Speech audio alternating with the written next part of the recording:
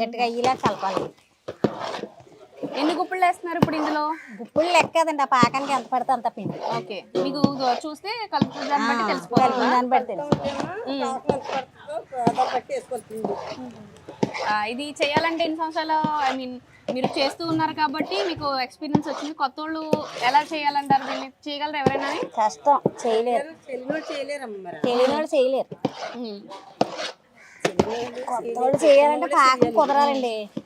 పాకం నీటిలో వేసి చూసుకుని కొంగు మనాల పాకం ఉండ చుట్టుకుని అప్పుడు కొంగు మన్నాక దింపేసుకోవాలి పాకం.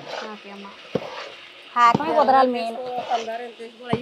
మరి పూర్వం రోజుల్లో అంటే అమ్మమ్మలో నానమ్మలు చేసేవారు. ఇప్పుడు మీరు మీ వంటకాల ద్వారా అందరినీ వంటకాలు అందించేస్తున్నారు. వాళ్ళకి వంటలు తెలియదు కదా, మరి ఎలాగ? మరి ఇప్పుడు చదువులు జాబులు వచ్చేసినాయి కదా, ఇలా కొనుకెళ్ళిపోతున్నారు కదా, ఇవన్నీ చేసుకోవడం కష్టమని 2-3 కేజీలు కొనుక్కుంటే అయిపోయారు, కొనేసుకుంటున్నారు. మాకలాంటి వాళ్ళు పనికి వెళ్ళిపోతున్నారు కొనుక్కుని కస్టమర్స్. ఇందులో కొబ్బరి కూడా ఉంటాయేమో కదా? కొబ్బరి చేస్తారా? వేరండి, కొబ్బరి వచ్చి అది ఎప్పుడు పాకం వేస్తారా? కొబ్బరికాయ వేపించేసి పాకం లేదు, కొబ్బరి అరిసి కలుపుకుంటాం. 4-5 రోజుల వరకు అలాగే ఉంటుంది. 4-5 రోజుల వరకు ఉంటుంది. ఆర్డర్ ప్రకారం వేసుకుంటా ఉంటాం అరిసి. ఇది ఇప్పుడు పిండి కలిపేశారు కదా, స్మెల్ రావడం కానీ అలా తేడా ఉంటుంది. 4-5 రోజుల వరకు అలా ఉంటుంది. మనకి ఇక్కడ అరిసెలది ప్రొసీజర్ అనేది స్టార్ట్ అయింది అనమాట.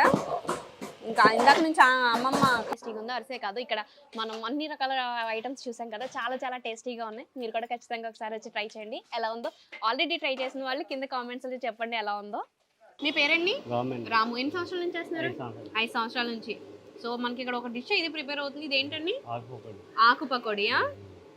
సో ఇది ఎలా ప్రొసీజర్ ఏంటండి? దీన్ని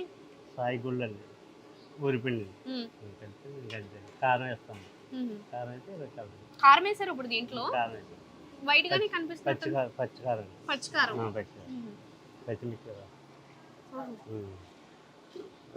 ఓకే, పచ్చికారం అంటే పచ్చిమిర్చిని రుబ్బేసి వేస్తారా? వెళ్ళిపోతున్నాయి.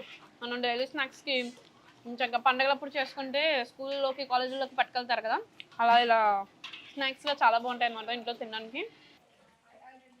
సో ఆంటీ అయితే మనకి కారపోసేస్తున్నారు అనమాట. చూసారు కదా, కర్రల పొట్టు, ఇదేంటి కట్టెల పొయ్యి మీద పెద్ద పెద్ద బాణీలు పెట్టి ఆంటీ ఒక పక్కన 2 మూకుల్లో పెద్ద పెద్ద మూకుల్లో పక్కనేమో కారపోస, ఇంకొక పక్కనేమో రెడీగా కార బూందీకి రెడీ చేస్తున్నారు.